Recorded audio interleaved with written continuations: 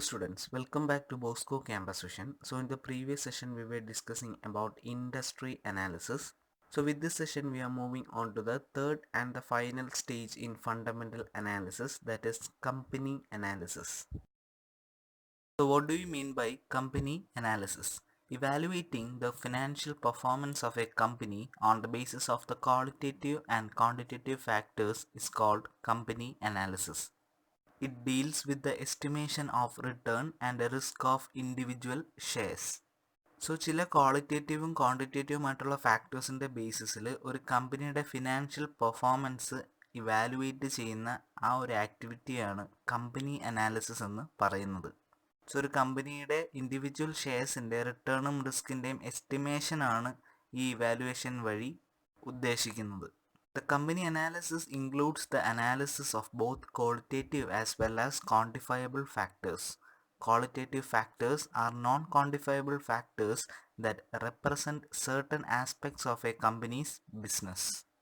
It is difficult to measure yet exerts tremendous influence on the profitability or even the existence of the company.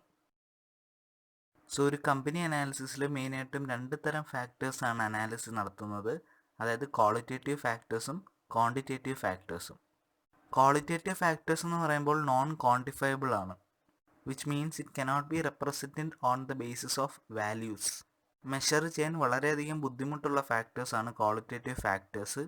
പക്ഷേ ഒരു കമ്പനിയുടെ certain ആസ്പെക്ട്സിൽ അധികം influence ഉള്ളത് കൊണ്ട് തന്നെ കമ്പനിയുടെ പ്രോഫിറ്റബിലിറ്റിയിലും എക്സിസ്റ്റൻസിലും എല്ലാം നല്ല രീതിയിലൊരു ഇൻഫ്ലുവൻസ് വരുത്താൻ പറ്റുന്ന ഫാക്ടേഴ്സാണ് ക്വാളിറ്റേറ്റീവ് ഫാക്ടേഴ്സ് എന്ന് പറയുന്നത്. Whereas quantifiable factors are measurable factors like earnings, sales and cost of production which directly affect the revenue of the company. Quantifiable factors എന്ന് പറയുമ്പോൾ നമുക്ക് മോണിറ്ററി ടേംസിൽ മെഷർ ചെയ്യാൻ പറ്റുന്ന ഫാക്ടേഴ്സാണ്. അത് കമ്പനിയുടെ റവന്യൂവിനെ ഡയറക്റ്റായിട്ട് എഫക്റ്റ് ചെയ്യുന്ന ഫാക്ടേഴ്സാണ്. Earnings, sales, cost of production ഇതെല്ലാമാണ് ക്വാണ്ടിഫയബിൾ ഫാക്ടേഴ്സിൻ്റെ അണ്ടറിൽ വരുന്നത്. So company analysis includes the analysis of two main factors, that is qualitative factors and quantitative factors. So now we will look into some of the qualitative factors which is difficult to measure but exerts a tremendous influence on the profitability and the existence of the company. So some of the qualitative factors that affect the value of a company's shares are business model, management, corporate governance and the corporate culture. First one is business model. The business model describes the way in which a company makes money. A business model may be simple or complex. Even before making a financial analysis, an investor must know what exactly the company does. This is explained by the business model. So ഒരു company എങ്ങനെയാണ് perform ചെയ്യുന്നത് അല്ലെങ്കിൽ എങ്ങനെയാണ് മണി ഉണ്ടാക്കുന്നത് എന്ന് describe ചെയ്യുന്ന ഒരു മോഡലാണ് ബിസിനസ് മോഡൽ എന്ന് പറയുന്നത്. അത് സിമ്പിളായിരിക്കാം, കോംപ്ലക്സ് ആയിരിക്കാം. സോ എന്താണെങ്കിലും ഒരു കമ്പനി അനാലിസിസിൽ ഫിനാൻഷ്യൽ അനാലിസിസ് നടത്തുന്നതിന് മുമ്പ് ആ കമ്പനി എങ്ങനെയാണ് പെർഫോം ചെയ്യുന്നതെന്ന് എക്സാക്ട്ലി ആ ഒരു ഇൻവെസ്റ്റർ അറിഞ്ഞിരിക്കണം. So that can be done with the help of A business model. A business model describes the companies operation, mode of revenue generation, nature of expenses, organizational structure, and its sales and marketing efforts. A review of the business model reveals the possible success level of the company. So ഒരു കമ്പനിയുടെ ഫങ്ഷനിങ്ങുമായിട്ട് relate ചെയ്തിട്ടുള്ള എല്ലാ ഫാക്ടേഴ്സും ഈ business model reveal ചെയ്യുന്നുണ്ട്. So ഈ ഒരു business മോഡലിൻ്റെ റിവ്യൂയിലൂടെ ഒരു കമ്പനിയുടെ സക്സസ് ലെവലും നമുക്ക് മെഷർ ചെയ്യാനായിട്ട് സാധിക്കും. For example, for investing in Tata Motors, an investor should know everything about the company. They produces trucks, buses and cars. Further, they manufacture the world's cheapest car, namely Tata Nano, which has a place in the Guinness Book of World Records. Thus, it caters to the needs of a large segment of car users and the business model ensures some safety of returns. So Tata മോട്ടോഴ്സിൽ invest ചെയ്യുന്നതിന് മുമ്പ് അതിൻ്റെ സകല ഡീറ്റെയിൽസും ഒരു investor അറിഞ്ഞിരിക്കണം. അതെല്ലാം എന്തെല്ലാം തരത്തിലുള്ള പ്രൊഡക്ഷനിലാണ് ഏർപ്പെട്ടിരിക്കുന്നത്, ഏത് കൺട്രിയിലാണ് കൂടുതൽ സെയിൽസ് നടക്കുന്നത്, ഏത് പ്രൊഡക്റ്റാണ് കൂടുതൽ സെയിൽ ചെയ്യപ്പെടുന്നത്, അങ്ങനെ ഇങ്ങനെയുള്ള കാര്യങ്ങളെല്ലാം ഒരു ഇൻവെസ്റ്റർ അറിഞ്ഞിരിക്കണം. So these are all available in the business model of a company. The next qualitative factor is management. The management of a firm should efficiently plan, organize, actuate, and control the activities of the company. The basic objective of management is to attain the stated objectives of the company for the good of the equity holders, the public, and the employees. If the objectives of the company are achieved, investors will receive a profit. So ഒരു കമ്പനിയെ സംബന്ധിച്ച് അതിൻ്റെ ഏറ്റവും വലിയ important ആയിട്ടുള്ള ഒരു ഫാക്ടറാണ് management എന്ന് പറയുന്നത്. സോ ഒബ്വിയസ്ലി എല്ലാ മാനേജ്മെൻറ്റിൻ്റെയും ബേസിക് ഗോൾ എന്ന് പറയുന്നത് to attain the stated objectives of the company for the good of its stakeholders. So ഒരു കമ്പനിയായിട്ട് റിലേറ്റ് ചെയ്ത് നിൽക്കുന്ന എല്ലാവരെയാണ് നമ്മൾ സ്റ്റേക്ക് ഹോൾഡേഴ്സ് എന്ന് പറയുന്നത്. അത് ഇക്വിറ്റി ഹോൾഡേഴ്സ് ആവാം, പബ്ലിക് ആവാം, എംപ്ലോയീസ് ആവാം. സോ ഒരു മാനേജ്മെൻറ്റ് ഒരു കമ്പനിയുടെ ഒബ്ജക്റ്റീവ്സ് അച്ചീവ് ചെയ്താൽ മാത്രമാണ് ഇൻവെസ്റ്റേഴ്സിന് അതിൽ നിന്നും പ്രോഫിറ്റ് ലഭിക്കുക. And a management team that ignores profit does more harm to investors than one that overemphasizes it. And every public limited company provides corporate information on its website. So മിക്ക public limited കമ്പനീസും അവരുടെ മാനേജ്മെൻറ്റും related ആയിട്ടുള്ള information എല്ലാം വെബ്സൈറ്റിൽ available ആയിരിക്കും. And for more critical analysis, the investor has to look for other sources such as conference calls, management discussion and analysis, management ownership of equity stock. So ഒരു വെബ്സൈറ്റിൽ publish ചെയ്തിരിക്കുന്ന ഇൻഫോർമേഷനിലും ഉപരിയായിട്ട് ഒരു അനാലിസ്റ്റിന് കൂടുതൽ അറിയണമെങ്കിൽ he has to look for other sources. Other sources എന്ന് പറയുന്നത് conference call, management discussion and analysis, പിന്നെ ഇക്വിറ്റി സ്റ്റോക്കിലുള്ള മാനേജ്മെൻറ്റിൻ്റെ ഓണർഷിപ്പ്. കോൺഫറൻസ് കോൾസ് എന്ന് പറയുമ്പോൾ ക്വാർട്ടർലി ആയിട്ട് ഒരു കമ്പനിയിലെ CFO, CEO and other executives എല്ലാവരും കൂടി ചേർന്ന് ഒരു കോൺഫറൻസ് കോൾ നടത്താറുണ്ട്. അതിൻ്റെ ഫസ്റ്റ് സെഷനിൽ കമ്പനിയുടെ ഫിനാൻഷ്യൽ റിസൾട്ട്സ് ആണ് ഡിസ്കസ് ചെയ്യുന്നത്. അതിനുശേഷം ഒരു ക്വസ്റ്റ്യൻ ആൻഡ് ആൻസർ സെക്ഷൻ ഉണ്ട്. അതിൽ നമ്മൾക്ക് അനാലിസ്റ്റിന് വേണമെങ്കിൽ ക്വസ്റ്റ്യൻസ് ചോദിക്കാം കമ്പനിയോട്. സോ അവരുടെ ആൻസറിങ് സ്റ്റൈലിൽ നിന്നും ഒരു കമ്പനിയുടെ കറക്റ്റ് പൊസിഷൻ നമുക്ക് റിവീൽ ചെയ്യാനായിട്ട് സാധിക്കും. കമ്പനിയുടെ ആനുവൽ റിപ്പോർട്ട് സബ്മിറ്റ് ചെയ്യുമ്പോഴുള്ള മറ്റൊരു സെഷനാണ് management discussion and analysis, MD&A എന്ന് പറയും.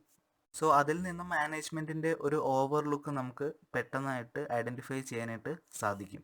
Then the last one is ownership in equity stock. So ഒരു കമ്പനിയുടെ മാനേജ്മെൻറ്റ് ടീം തന്നെ ആ കമ്പനിയുടെ ഇക്വിറ്റി സ്റ്റോക്ക് ഓൺ ചെയ്യുകയാണെങ്കിൽ അല്ലെങ്കിൽ അതിൽ ഇൻവെസ്റ്റ് ചെയ്തിട്ടുണ്ടെങ്കിൽ അത് ആ സ്റ്റോക്കിലുള്ള കോൺഫിഡൻസ് ആണ് കാണിക്കുന്നത്. സോ മറ്റാരേക്കാളും ആ കമ്പനിയുടെ സ്റ്റോക്കിനെ പറ്റി കൂടുതലായിട്ട് അറിയാവുന്നത് അതിൻ്റെ മാനേജ്മെൻറ്റിന് തന്നെയാണ്. സോ മാനേജ്മെൻറ്റ് തന്നെ ഇൻവെസ്റ്റ് ചെയ്യുമ്പോൾ ആ കമ്പനി ഫ്യൂച്ചറിൽ ബെറ്റർ പൊസിഷനിൽ റണ്ണ് ചെയ്യാനുള്ളൊരു സാധ്യതയാണ് അവിടെ കാണിക്കുന്നത്. So these are some of the other sources that the investor can look for better analysis. Next is corporate governance. It refers to the set of systems and practices put in place by a company to ensure accountability, transparency, and fairness in dealings to safeguard the interest of the stakeholders. So ഒരു കമ്പനിയിലെ ഡീലിങ്സിലെ അക്കൗണ്ടബിലിറ്റിയും ട്രാൻസ്പെറൻസിയും ഫെയർനെസ്സും ഒക്കെ ensure ചെയ്യുന്നതിന് വേണ്ടിയിട്ടും അതുപോലെ തന്നെ അതിൻ്റെ സ്റ്റേക്ക് ഹോൾഡേഴ്സിൻ്റെ interest safe guard ചെയ്യുന്നതിന് വേണ്ടിയിട്ടുള്ള ഒരു സെറ്റ് ഓഫ് സിസ്റ്റത്തിനെ അല്ലെങ്കിൽ പ്രാക്ടീസസിനെയാണ് നമ്മൾ കോർപ്പറേറ്റ് ഗവർണൻസ് എന്ന് പറയുന്നത്. സോ ഒരു സ്റ്റേക്ക് ഹോൾഡറിൻ്റെ ഇൻട്രസ്റ്റ് സേഫ് ഗാർഡ് ചെയ്യുക എന്നത് തന്നെയാണ് കോർപ്പറേറ്റ് ഗവർണൻസ് കൊണ്ട് ഉദ്ദേശിക്കുന്നത്. And a stakeholder includes everyone from members of the board of directors, management and shareholders to customers, employees and society. And the corporate governance is needed for the following reasons. First one, to provide the framework for creation of long-term trust between the company and stakeholders. So ഒരു trust create ചെയ്യാൻ വേണ്ടിയിട്ടാണ്, അതായത് company സ്റ്റേക്ക് ഹോൾഡേഴ്സിനെ protect ചെയ്യുന്നുണ്ട് അല്ലെങ്കിൽ അവരെ more concerned ആണ് എന്നൊരു വിശ്വാസ്യത സ്റ്റേക്ക് ഹോൾഡേഴ്സിൽ ക്രിയേറ്റ് ചെയ്യാനാണ് കോർപ്പറേറ്റ് ഗവർണൻസ് കൊണ്ട് ഉദ്ദേശിക്കുന്നത്. Then to enable the management to monitor and face risk, and to facilitate a careful decision making process and reduce the liability of the top management and directors. ഒരു മാനേജ്മെൻറ്റിനെ risk face ചെയ്യാനും monitor ചെയ്യാനും ഒക്കെ സജ്ജരാക്കുക, അതുപോലെ തന്നെ decision making പ്രോസസ്സിൽ help ചെയ്യുക. ഒരു കമ്പനിയുടെ ടോപ്പ് മാനേജ്മെൻറ്റിൻ്റെയും ഡയറക്ടേഴ്സിൻ്റെയും ബാധ്യതയൊക്കെ കുറച്ചുകൊണ്ട് ഒരു കെയർഫുൾ ഡിസിഷൻ മേക്കിംഗ് പ്രോസസ്സിന് എനേബിൾ ചെയ്യുന്ന ഒരു ആക്ടിവിറ്റി കൂടിയാണ് കോർപ്പറേറ്റ് ഗവർണൻസ് എന്ന് പറയുന്നത്. സോ നമ്മൾ പറഞ്ഞ പോലെ ഈ കോർപ്പറേറ്റ് ഗവർണൻസ് പറയുന്നത് ഒരു set of systems and practices ആണ് put forward by a company to ensure accountability, transparency, and fairness in the dealings of a company. And the corporate governance typically covers the following areas such as the structure of the board of directors, financial and information transparency, and the stakeholders' rights. Next is corporate culture. Corporate culture refers to the collective beliefs, value systems, and the processes of a company. It gives a company a unique entity. Every company has a set of values and goals that helps to define what the business is all about. So ഒരു corporate culture എന്ന് പറയുന്നത് ഒരു കമ്പനിയുടെ സംബന്ധിച്ച് അതിൻ്റെ വിശ്വസ്തതകളും value സിസ്റ്റംസും ആ കമ്പനിയുടെ ഒരു പ്രോസസ്സാണ്. So every company has A unique corporate culture and it defines what the business is all about. The basis of corporate culture is usually expressed in terms of policies and procedures adopted in the company's functioning. So ഒരു കമ്പനിയുടെ പോളിസീസും പ്രൊസീജിയേഴ്സും വഴിയാണ് ആ കമ്പനിയുടെ corporate culture നമുക്ക് identify ചെയ്യാനായിട്ട് സാധിക്കുന്നത്. And a strong corporate culture that enables adaption to a changing market leads to the strong financial results.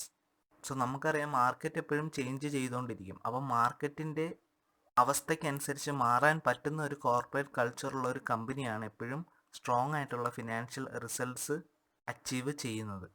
And a corporate culture that values employees, customers, and owners and encourage leadership from everyone in the company is bound to perform well. So നല്ലൊരു corporate culture എന്ന് പറയുന്നത് അതിൻ്റെ എല്ലാ എംപ്ലോയീസിനെയും കസ്റ്റമേഴ്സിനെയും എല്ലാം ഒരേപോലെ കാണാൻ സാധിക്കുന്ന ഒരു കമ്പനിയാണ്. എല്ലാവരിൽ നിന്നും സജഷൻസും എല്ലാവർക്കും ഈക്വൽ ഇമ്പോർട്ടൻസ് കൊടുക്കുന്ന രീതിയിലുള്ള ഒരു കോർപ്പറേറ്റ് കൾച്ചർ ആണെങ്കിൽ ഉറപ്പായിട്ടും ആ ഒരു കമ്പനി നല്ല രീതിയിൽ പെർഫോം ചെയ്തിരിക്കും. So before investing, it is necessary to identify or analyze the corporate culture of that particular company. So these are the 4 main qualitative factors in a company analysis. Hope all are clear with the topic. In the next session, we will deal with the quantitative factors in company analysis. Thank you.